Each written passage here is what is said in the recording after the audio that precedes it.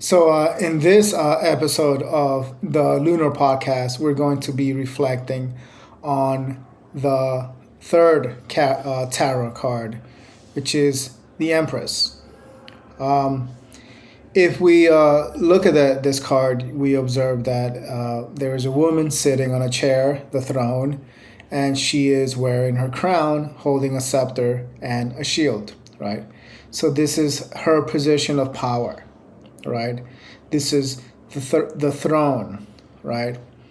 Um, this is a reflection of the state of mind in which we have to discover, in which we have to find, right? We have to find our throne, the place where we feel most at home and where we are able to really deliver a powerful message or provide a strong function in the world, right? Now, this is obviously different for everybody, right? For some people, it may be the diamond field, pitching for a baseball team. For others, it may be a classroom, right, at a university, right? For others, it may be the corporate world, you know, and others, maybe musicians on stage, or so it varies for people, right? So it's the idea is to find your natural habitat, right, where you feel most at home, most comfortable, and where obviously you have to train and have the skill to perform that skill to the best of your ability in a manner that is most effective out in the world, right? And that is what this card represents, is this throne, right? Now, this card could very easily, be somewhat. So if you're a musician, your shield and your scepter is, let's say, your guitar, right? Your guitar is both your scepter, your shield, and your crown, right?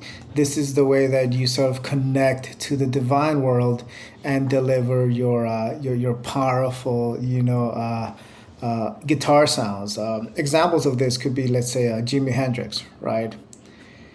Um, so the question is, how do we do it? How do we find it, right? How do we find our throne, right? How do we find and discover where we most feel at home, right?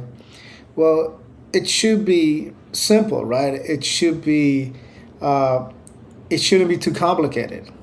To borrow an idea from Joseph Campbell, which is simply follow your bliss, right? Follow whatever it is that is most close to your heart, right? Whatever it is that you are most fascinated by and enchanted by, that is where you naturally, sort of fit in, right? The problem there is trying to ignore all the, messaging from the outer world that is always trying to keep us distracted, i.e., social media and television, mainstream media, um, that keeps us distracted from finding our purpose in this world, right? So if we're able to shut those things off and basically live in a monastery, then you're able to tap into your sort of inner inspirational guides or spirits or geniuses that will, aid you and sort of facilitate that process of finding your throne and getting closer to what it is that is at each and everyone's heart, right? So this card is a mirror, right? Is a mirror of our subconscious, right? Is a mirror of what is within us in seed form that we are to sort of focus on, concentrate, meditate, and eventually, the messages that need to arise will come to the surface and says, this is the next step that you should take in this world. So this has been a very brief meditation on sort of this third card of the Empress.